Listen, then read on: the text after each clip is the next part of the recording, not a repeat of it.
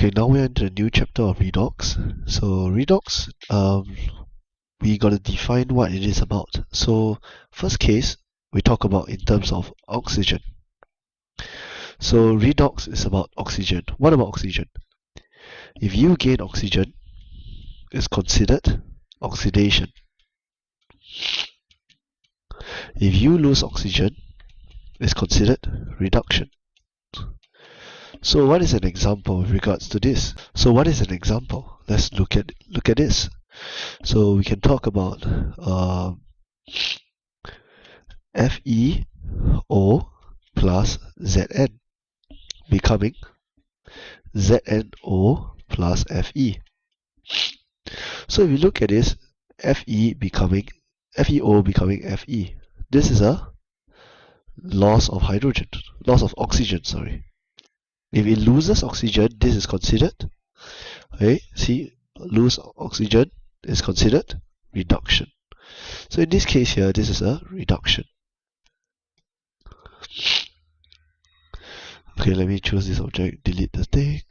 Okay, now zinc becoming zinc oxide. So this is a gain of oxygen. So this is considered oxidation.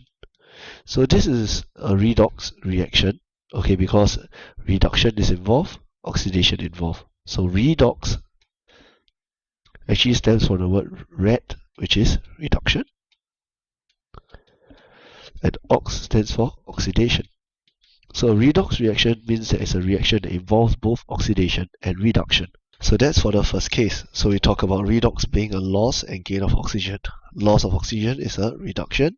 Gain of oxygen is a oxidation. Let's go back to the second definition. Okay, there are four cases or four definitions that we can look at redox. First is about oxygen. Next is actually about hydrogen. Sorry, let me erase this. Rewrite. Let's zoom in a bit more. Okay, so it's about hydrogen. So if an element gains oxygen, gain hydrogen, it is a reduction. If it loses hydrogen, it is a oxidation. Okay, so when we talk about losing and gaining, we're referring to an element. Okay, an element losing or gaining oxygen. So let's look at an example. Okay, let's get rid of all these boxes here. Okay, let's look at an example. We got maybe HBr plus Cl2 gives me HCl plus Br2. Okay, so first up we can look at this here. HBr, Br2. We look at the bromine. You can see this bromine here, it has lost a hydrogen. This Br attached to a H, but now it is on its own, Br.